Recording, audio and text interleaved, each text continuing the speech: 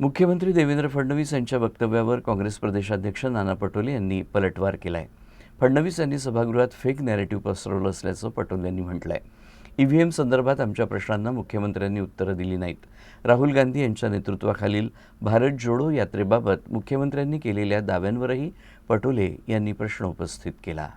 आज मुख्यमंत्री महोदयांनी अभिभाषणावरचं जे उत्तर या ठिकाणी दिलं, तर निवडणूक आयोगाला जे काही प्रश्न आम्ही उपस्थित केलेला आहे, निवडणूक आयोगाने उत्तर द्यायचं आहे।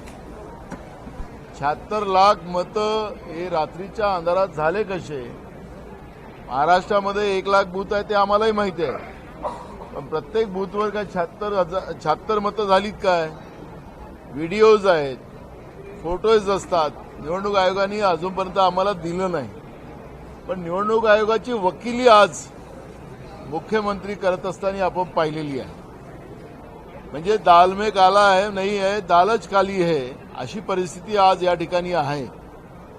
निवडणूक आयोगाने आम्ही विचारलेल्या प्रश्नाचं उत्तर वेळेत दिलं पाहिजे, पण ते देऊ शकत नाही आणि त्याच्यामुळे विषयाला डायव्हर्ट करण्याचा एक प्रयत्न ईव्हीएम मधून निवडून आलेलं ईव्हीएम म्हणजे त्याचा लॉंग फॉर्म मी तुम्हाला सांगतो, every vote Maharashtra for MVA असा होता, पण आता ते त्याची वकिली ते करतात आहेत, याचाच अर्थ दाल में काला आहे।